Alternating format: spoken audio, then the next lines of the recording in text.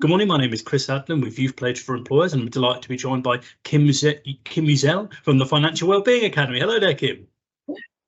Hi there, Chris. Thanks for inviting me today.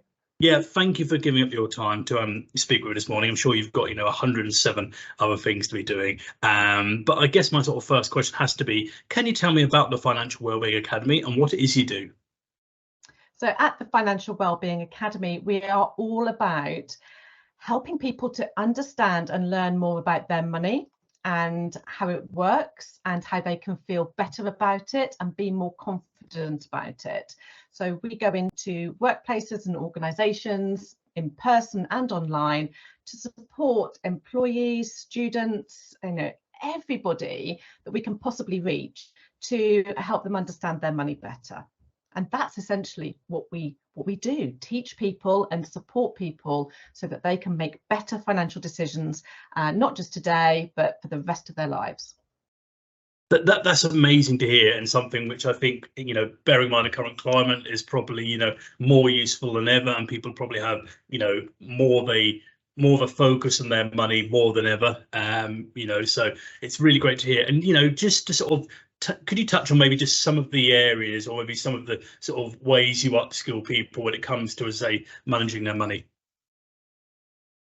Well, we don't get taught a great deal about money when we're at school. So, we need to learn because you simply don't know what you don't know.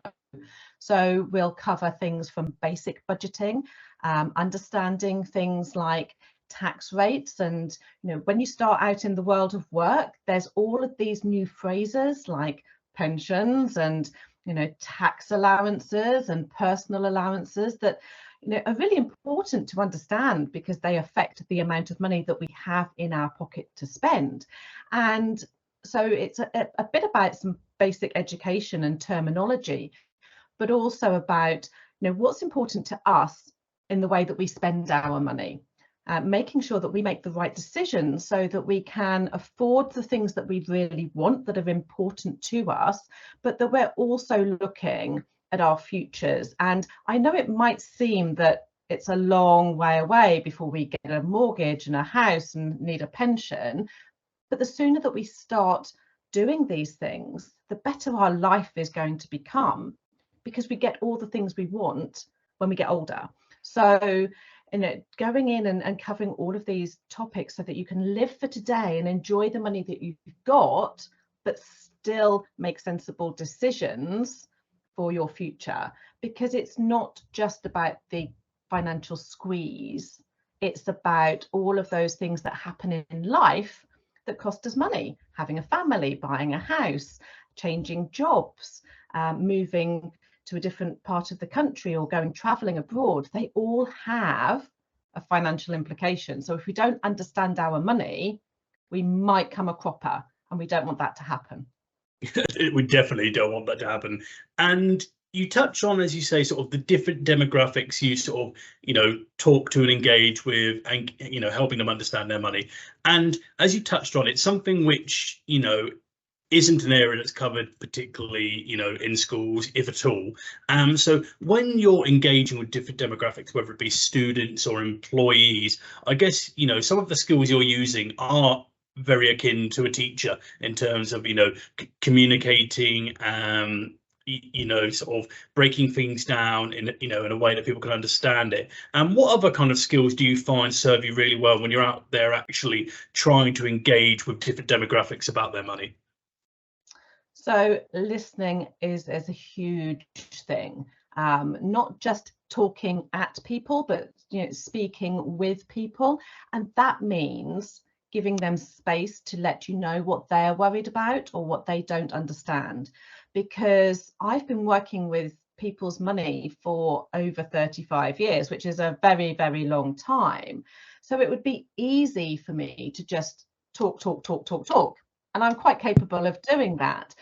But that doesn't help somebody if they're still concerned or they're still not understanding. So having that ability to stop and listen, and then to be able to support somebody with their fears and their concerns and their questions. There really is no such thing as a silly question. But if you haven't given that person the time to ask it, then they're not going to get the answers that they need.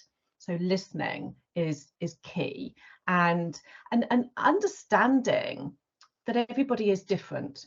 We all have different expectations of our money. We all have different goals. We all have different incomes and backgrounds, and we need to make sure that we look at all of those and be respectful and understanding of all the different traditions and cultures and societal expectations that people have grown up with, so that we don't end up judging or assuming. So opening ourselves up is key if we want to have a good relationship with anybody when we're discussing their money.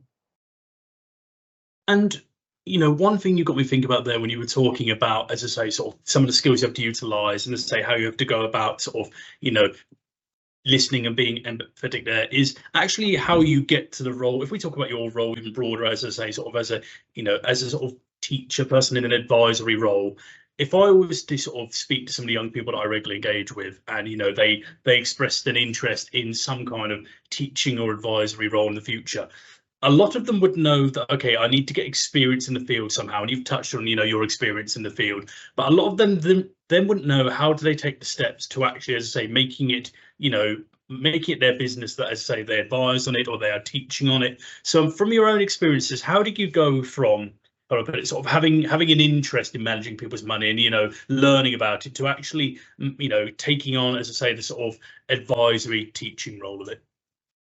So I came into it by becoming a stockbroker, which was an incredibly amazing career to be part of.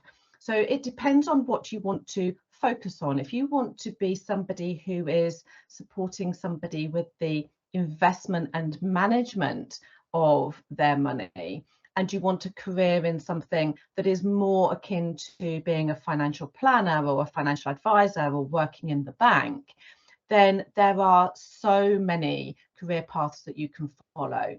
There are some great apprenticeship schemes, for people who want to get into banking, for example.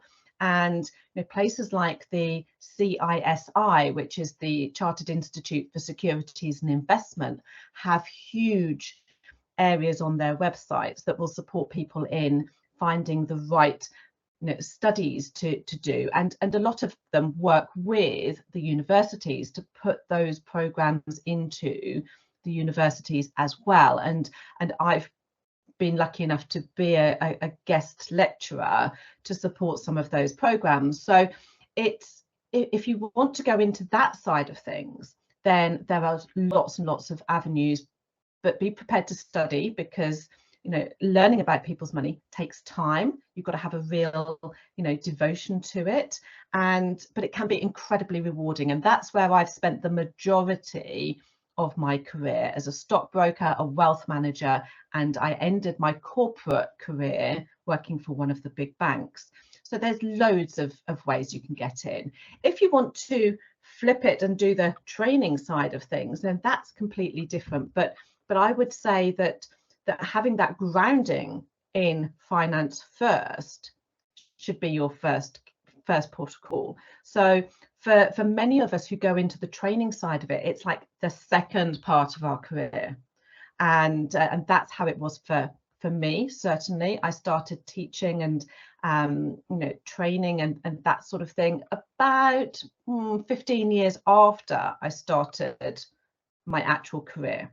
So I'd already got 15 years under my belt before I flipped into training as well. You don't have to wait 15 years, but it's one of those things that the more you know and the more you've learned from working with other people, the better you can then support people going forwards, because you've got a bigger knowledge and experience bank to draw from.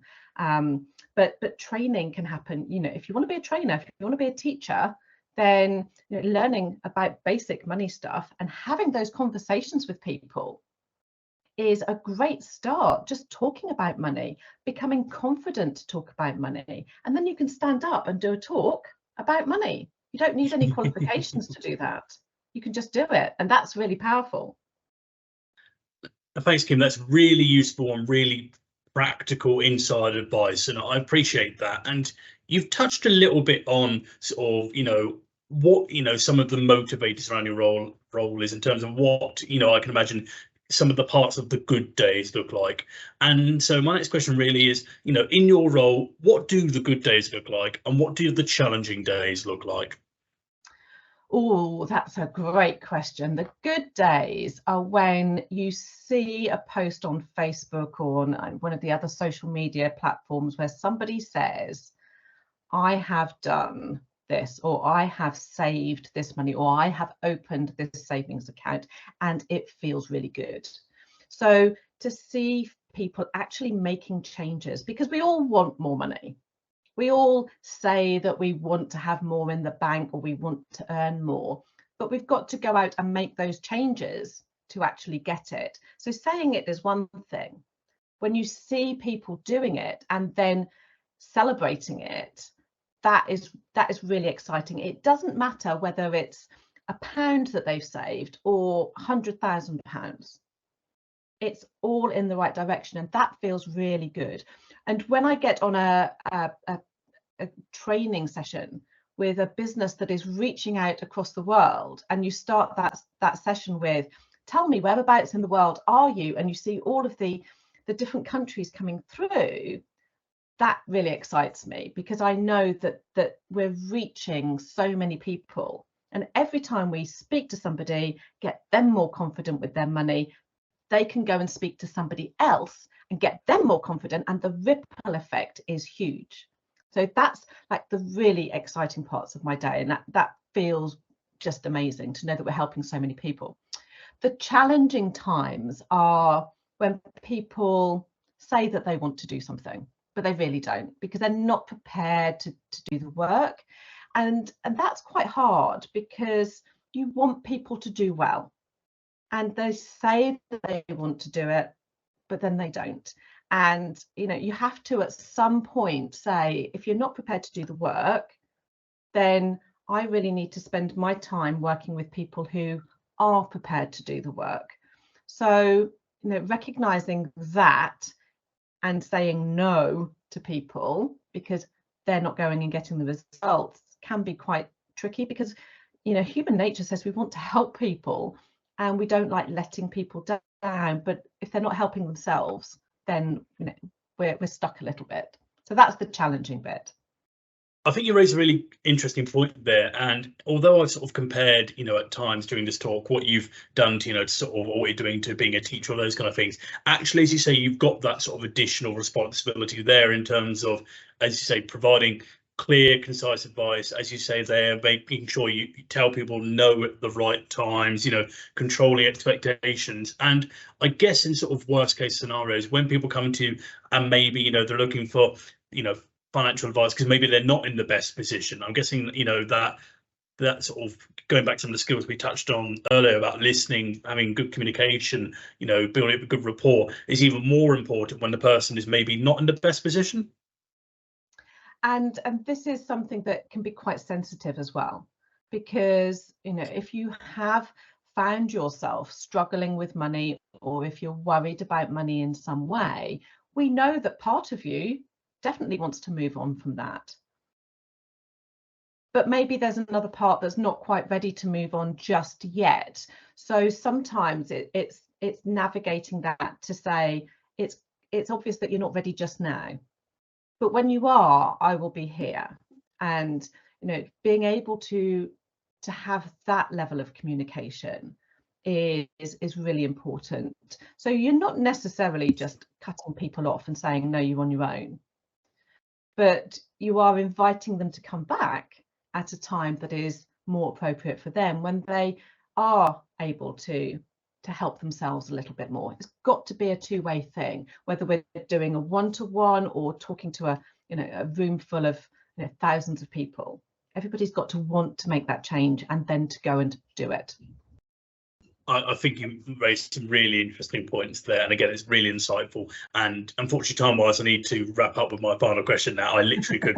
I've got so many more questions. I could happily talk to you all day.